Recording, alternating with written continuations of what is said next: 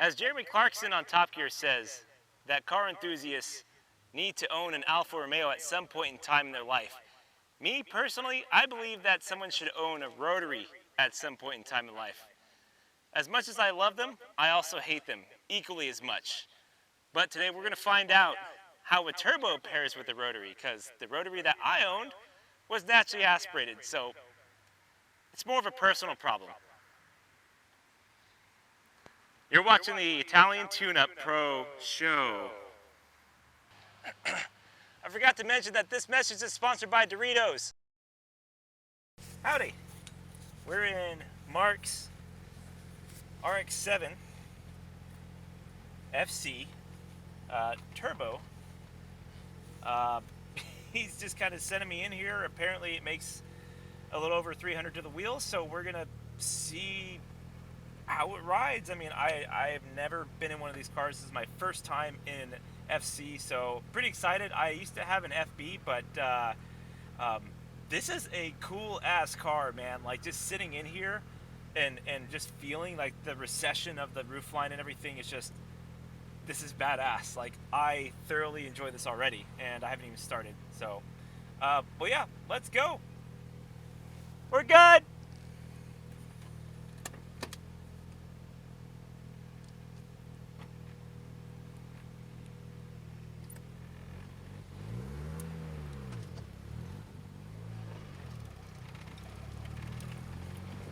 Ooh, no power steering, boys. Let's see how she does. Oh my God, what?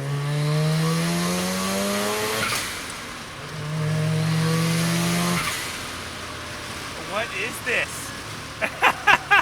What is this, man? Do y'all hear this? Oh God, sweet, sweet salvation.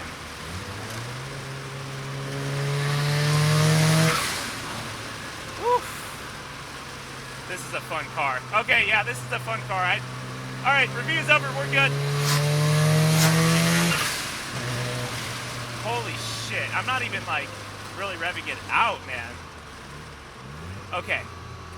So, first things first is the heel-toe rev matching. We're going to talk about the heel or the clutch and transmission first. So, the heel-toe, where the brake, where it's at, that's kind of rough. I don't think I can do that because the brake pedal, and Mark, you may be a master at this now, but the brake pedal has nothing on it whatsoever. Like, it's a smooth surface. So I literally I got off a little, like I slipped off just a little bit of the brake pedal. So I'm not really going to heel-toe rev match in this guy. Might do like long ways to see if I can, but the transmission is super notchy, like extremely notchy. Mark was saying that it had some trouble with third gear. I actually went from second to third. I would assume in higher revs it has trouble engaging, but down here, man, I have no problems at all. Like, it's a super notchy transmission. I don't know if he has like a different, super notchy shifter, I should say. I don't know if he has like a short shifter. I would be willing to wager so. But it feels good, man. Like, this is classic Mazda transmission right here.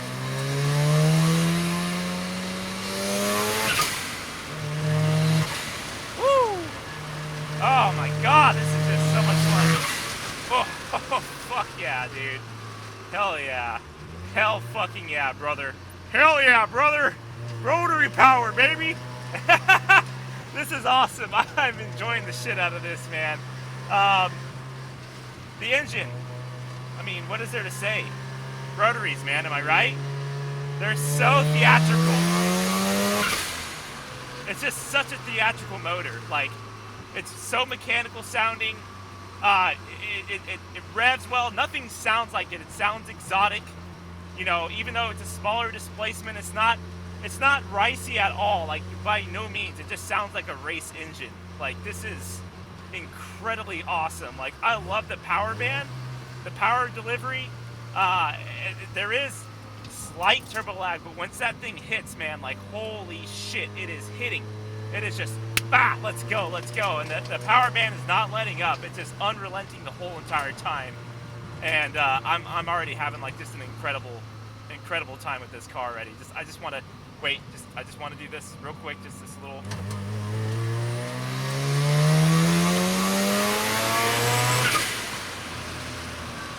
That's stupid. That's stupid. That's just stupid. That is so stupid. Like, I love this. I was a Rotary owner of a 12A, which is a naturally aspirated RX-7 FB, and it was a diva. Rev really high, but made no power, so it wasn't really that fun. It wasn't like a super awesome Rotary experience, not like this. So I think that Rotaries and turbos just like pair together so well. Okay, that's what he meant by they're not going into gear properly. All right, so we're coming up on a one-lane bridge here in a bit, but we'll see how I get over, because suspension, it's slow, but it's not like super low. So we'll see how she does. We made it here just fine. Yeah, here we go.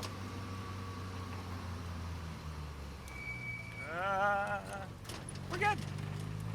As long as I don't bottom out anything, I think we're good. Yeah, we're good. We made it! We made the bridge! We forded the river! And lag. And then this uphill is kind of a tricky one. This will give me a good steering impression. There we go. God damn, this thing is incredible. The handling. Let's talk about the handling. I haven't really jammed out on anything too much because we got Mr. Old Volvo Man in front of me. But it's very direct. The steering is, I think he said it's depowered, and it feels just fine. It's not super heavy. Like when we first started off, it wasn't like I have to like muscle it or anything. Like this is not bad steering for like depowered steering. It's pretty light.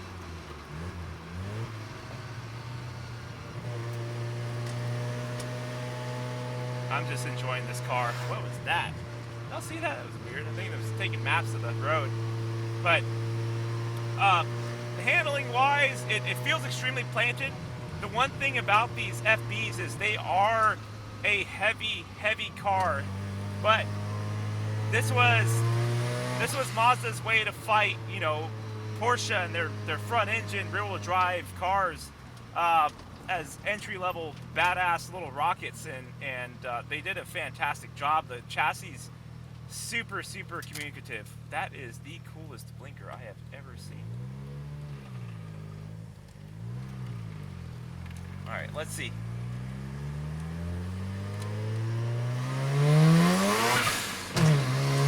Ooh, that rear end just snapped.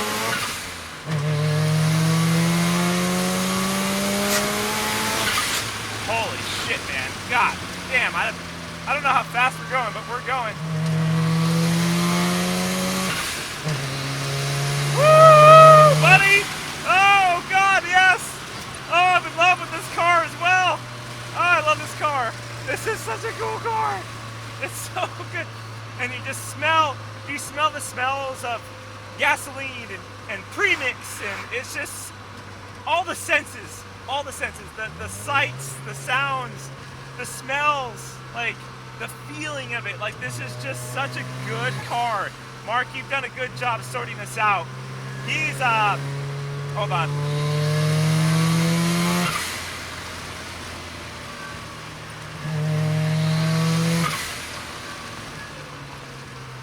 We're just having some fun right now. Think of it as some ASMR type driving right now. There we go.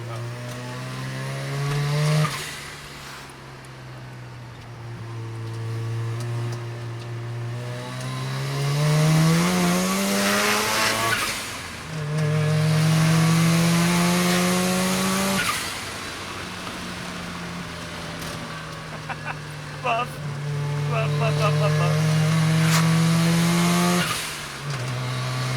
Oh, wow. Okay. Handling. Very direct. Very good. Very awesome.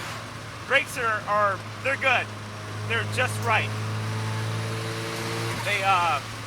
they don't bite too hard, but the progression of the brakes is pretty solid. So, I mean, they stop well. So that's good. Wait for them to catch up. This thing is just too good, man. And I love the feeling of this, like the cockpit, the cabin, like it's all so cohesive in here. Like, I just love how comfortable this car is to drive. Like, he was telling me, yeah, it's over 300 real horsepower, and I was expecting, oh shit, it's gonna be a handful.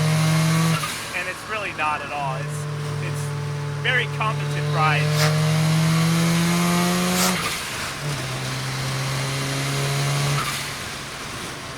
It's an extremely competent ride.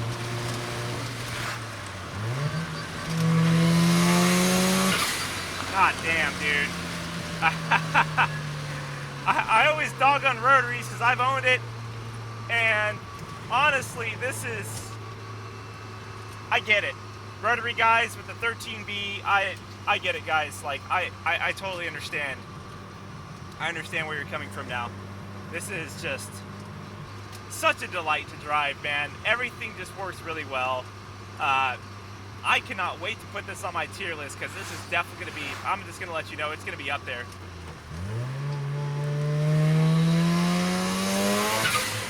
Woo-hoo-hoo, a little sideways in the back. I don't want to stop driving this car, man. I don't. This is so good. It's just such a good cruising car. I'm so happy he brought it out to cruise because this is a solid cruising car. Like, I'm in my Miata and I don't want to go back into it after this.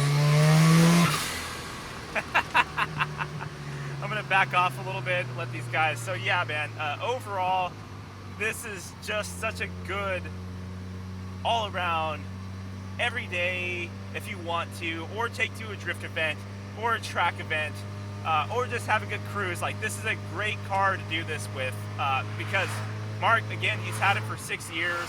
And I asked him, like, what do you drift with it? Is it a drift car? He's like, no, it's more of an everything car. And I get that. It's just so, it just does everything well.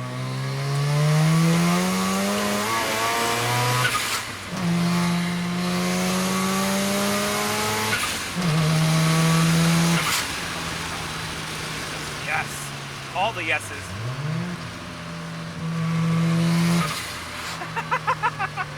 There is nothing like classic JDM. There is nothing like classic JDM. I'm sorry. There is nothing like classic JDM.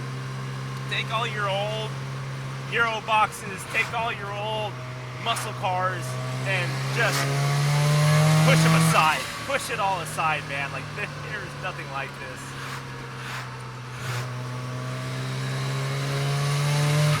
Dude, this thing would be a riot on track. Like, this would be such a good car on track. And it would also be a great car drifting. Like, I get it now. This is... Mark, thank you, dude, for letting me drive your car. I know you're behind me in my Miata. Thank you so much. I hope you're enjoying the tune on my Miata in my car. He's got an ND as well. We both have NDs. That's kind of how we, you know, Miata bros. Dap up all that shit. So... he's like, yeah, I want to check out your car with a tune, because he also has an ND1, so not the new one, and he doesn't have his tune. So he was like, I just wanted to check it out. So I was like, cool, check it out. I forgot to tell him what the rev limiter was, so I think he'd be all right. It'll be like Takumi with his with Bunta, his dad, putting in the Beams engine, and Takumi doesn't know that the red line's at like 10 or 11,000 RPM. That's kind of what I feel like, but he gets the gist of it. You know, you get the gist of it for sure. I do not want to stop driving this car, man. God damn. What a pleasure to drive. This is just such a good car to drive. Oh, man. This is... what an absolute joy to drive. Mark. Dude. I love this fucking car. I love this car, dude. Like, thanks. Thank you so much for letting me drive it, dude. Huh? Thank you so much for letting me drive it. Oh, yeah. This is, wow. I don't want to get out of this car. I don't know what else there is more to say except for I get it. You know, as much as I talk shit about Rotaries, if you do know me in person, I totally get this car completely, and the fact that I thought it was going to be kind of piggly because FCs are a little heavier, they're chonky boys, but the wheelbase, the actual width of the car, everything works. It just all works really well. But I'm kind of sad that I have to get out now. I don't want to get out of the car, but anyways, thank you so much for watching. Let's go put this guy in the tier list. Let's do it.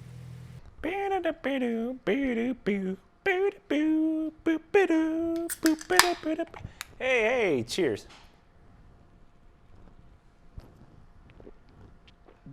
Stone Delicious IPA. It's gluten reduced in case you're gluten intolerant. Mic check 1 2 1 2. We're gonna start this bitch off with a haiku. I'm sorry, that was bad. But anyways, here's the haiku. Rotary problems, throttle turbo and build revs. No more cares at all. All right, so here we go. Starting off with the drivetrain. I have owned a Rotary before, but it was a naturally aspirated Rotary in an FB RX-7, which I will say I do miss that car, but I don't miss the diva problems with that engine. I had to rev it out, which is not a bad thing, but then you get 13 miles per gallon and it's awful, if that. I was at the gas pump every couple of days.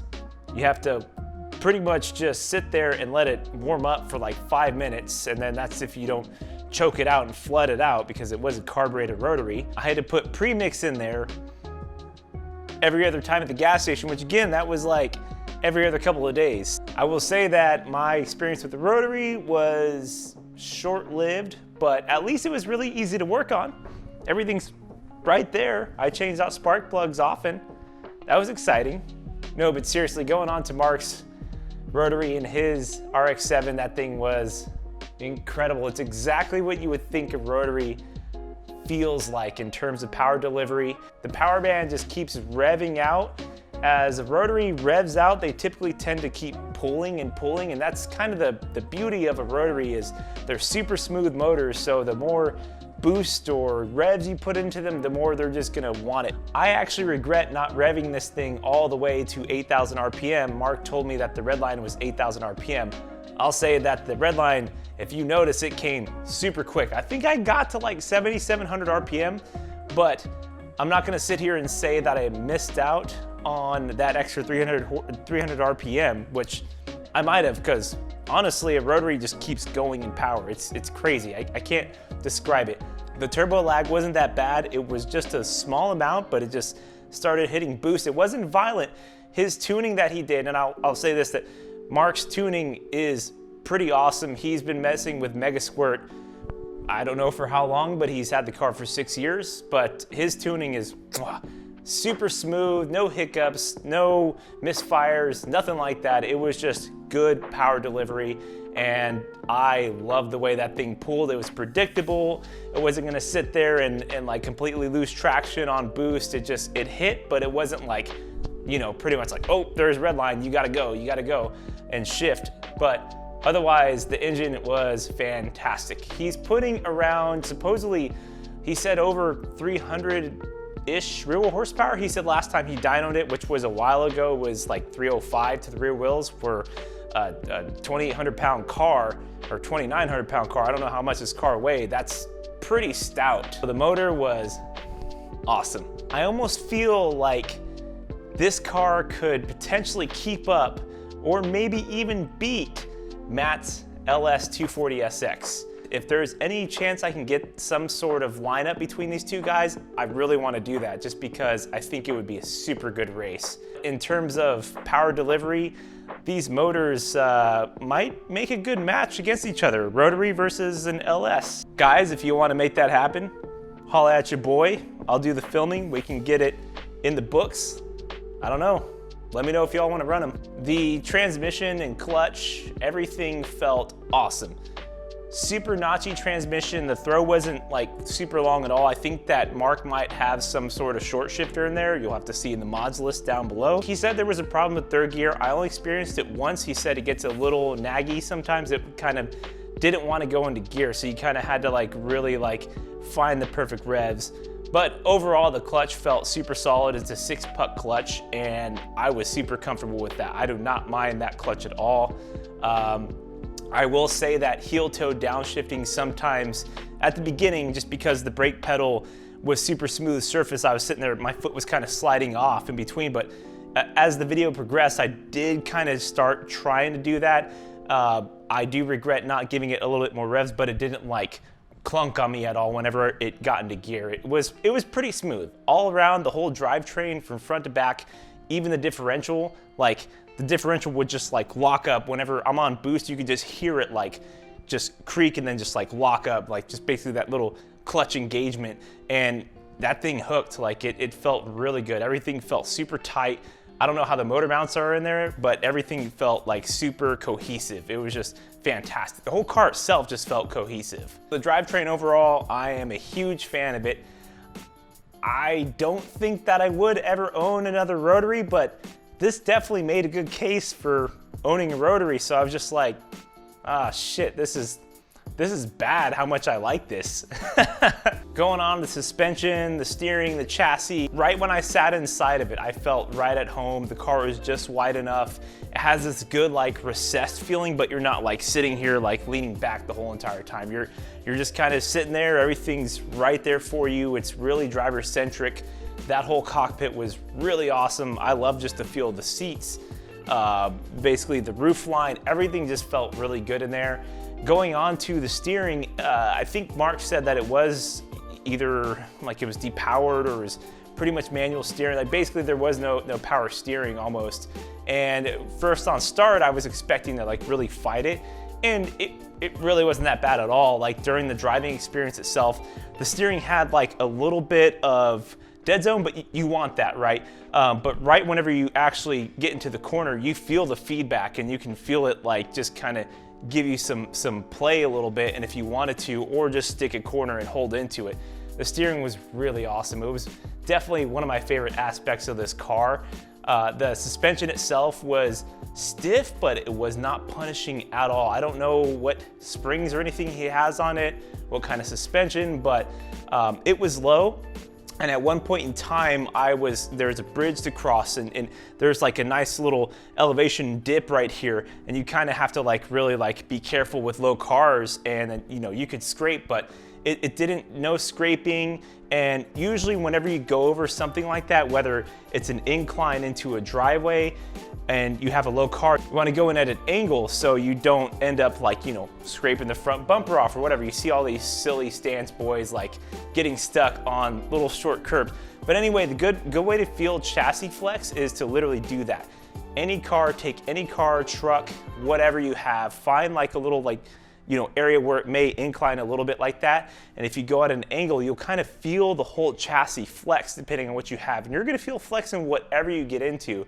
It doesn't matter what it is. But as far as Mark's car goes, the RX-7 was just like, it was super solid. Like it almost feels like he had like stitch welded the whole chassis or something, because there was no like creaking, nothing. It was all just like really smooth, and it didn't like clop down or anything. Whenever I got past that little junction, it was awesome. Like you can basically have this thing be a daily driver if you wanted to, and also get on the track, and it does both at once. So that was another really cool aspect, like I was saying, is Mark has this car for pretty much everything. He drifts at local San Antonio events. It'd be nice to see him at one of the track days at Harris Hill Road. And cruising, like this thing is just an awesome badass cruiser, and I would personally daily the hell out of this car. The weight distribution of this car, I'm pretty sure the FCs are 50-50. I mean, that Rotary sits like right on and right behind the subframe, almost like a front mid-engine setup car, if you will. That thing was super cohesive. I keep saying cohesive, but that's just what the car, everything worked so well together. But I'll talk about that here in a moment. But just like the whole entire chassis itself, like in terms of like getting it sideways and everything, and doing all the inputs, like it took everything and did exactly what I wanted it to. It was like near telepathic, which is a really good quality trait to have in a car. Then lastly, the brakes. The brakes were good. They reminded me actually of my Miata's brakes. They They were pretty progressive. They didn't bite initially like super hard, but as you progressed into the brake, like it started like really biting down. So me personally, I like a car with like good initial bite and you can just kind of ride onto it. But this car was good as far as the progression goes. And it was kind of nice, you know, whenever I started to kind of get my foot on there for some heel toe downshifting, it was pretty nice to just kind of like progress down and then be able to like get down to the throttle, because the throttle pedal was like back here or down here as far as the brake goes. So brake, throttle pedal. So you really, that progression was really nice to kind of do this whole dance for a little bit. Overall, I'm going to talk overall. So we like the stock. I mean, we like the stocks, that's for sure. Like this car is incredible. I had such a good time in this car. I fell in love with another car, another awesome old JDM. They call them shit boxes, but I don't see that at all. I mean, it's just an old car, but I fell in love with the car. I'm gonna say, yes, I like the stock. This guy's going into S-Class. It's not, I'm gonna say this, Mark, your car is incredible, but it's not ahead of Matt's S13 LSX. So it's in S-Class right behind Matt's LS 240SX. So definitely an S-Class car. Guy's had it for 6 years and it shows. Like this car is really well thought out. And you can tell it's an ongoing project that he's pretty much done with if he wanted to be, but he can keep on going if he wanted as well. So I am totally in love with this car as well. Made me think twice of rotaries again. I don't know if I can do it. All car guys should own a rotary at some point in time in their life.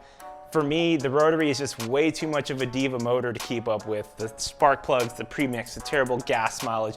But everything else, the pros there as far as like revving it out and hearing it sing and just how mechanical it sounds and just how good it sounds, and the power pull, the power band just keeps going. It's not like a torquey motor, but it's super smooth and linear. I don't know, if you haven't owned a rotary before, go find one, just go have some fun. You might blow an apex seal or two, but who gives a shit? You're having fun, right? Right? Y'all, thank you for tuning in to another one. Again, I have more stuff going. Cheers to y'all that have made it this far. Please subscribe, like, share this, and I'm definitely got my format down. So let's go. Let's keep on doing this. I'm having fun. So my whole thing with this whole Italian tune-up is it's fun for me to drive all these totally different cars. I just love cars in general. I am not opposed to car brands. I'm not opposed to makes and manufacturers. I'm not all JDM, even though JDM is my bread and butter. But the thing is, this is really cool for me to just be able to start experiencing all these different cars and really feel everything out and just kind of categorize it out. And it's just a lot of fun. Like, I'm just having fun. I'm not in this for the money. I'm just here to have fun. This is my documentation of all the cool cars I've gotten to drive in my life. I've driven way more cars, but this is nice just to be able to just document this and just share this with the world. And hopefully my points of talking and just kind of how I describe cars is a really good conveyance of what's going on with the car. That's what I'm here for. So really excited to share this with you guys. And I have more coming at you. So again, please like, subscribe. Thank you so much for getting this far, and cheers. Until next time, bye.